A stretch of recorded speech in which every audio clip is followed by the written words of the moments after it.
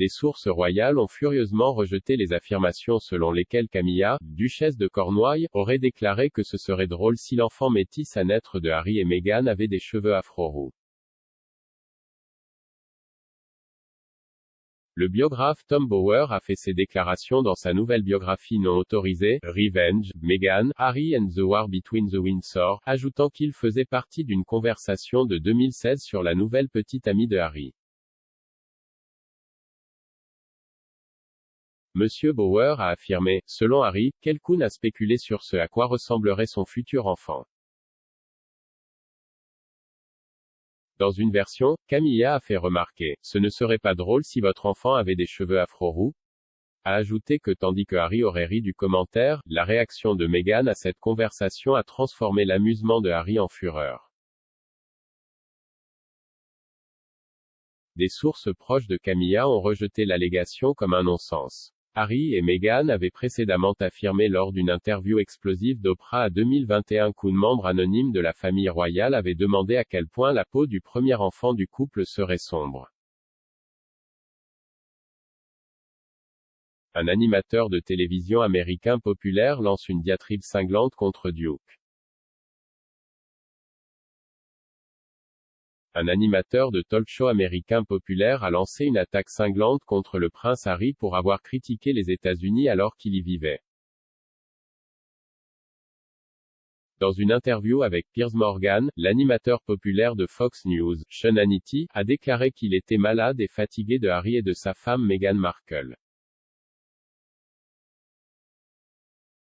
Donne des conférences aux Américains. L'animateur aux heures de grande écoute a déclaré, l'un des nouveaux résidents américains, le prince Harry, dénonce une fois de plus les États-Unis, utilisant un récent discours aux Nations Unies pour dire ceci à propos de notre grand pays. Harry et Meghan sont les mêmes personnes qui disent vouloir de l'intimité. Alors pourquoi toute la haine et le mépris pour le pays dans lequel il choisit de déménager après avoir rejeté la vie royale au Royaume-Uni? Meghan et Harry entrent dans la deuxième partie de la transformation alors qu'ils profitent de l'accord Netflix.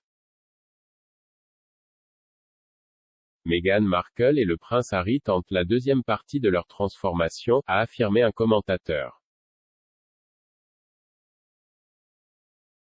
L'expert royal Richard Eden a déclaré que lorsque les Sussex ont déménagé aux États-Unis, ils rêvaient d'imiter les Obama et, comme l'ancien président et première dame des États-Unis, ont conclu un accord lucratif avec Netflix. Monsieur Eden a ajouté que, suite au discours de Prince Harry à l'ONU plus tôt cette semaine, le couple semble tenter la deuxième partie de sa transformation. Le destin unique de Prince George ne le mettra pas en phase. Le prince George fête son 9e anniversaire aujourd'hui, mais que dit son signe astrologique sur le type de roi qu'il sera? L'astrologue Inbal Onigman s'est entretenu exclusivement avec Express.co.uk pour discuter de ce que sera George en tant que Cancer.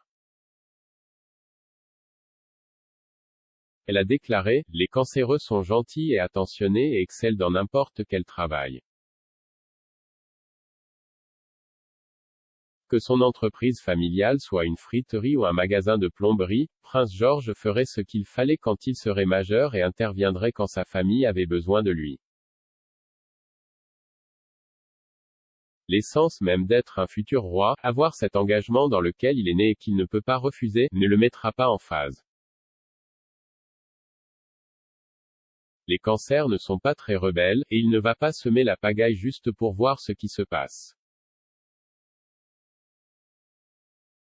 Il se présentera au besoin et fera de son mieux, comme c'est la nature des cancéreux.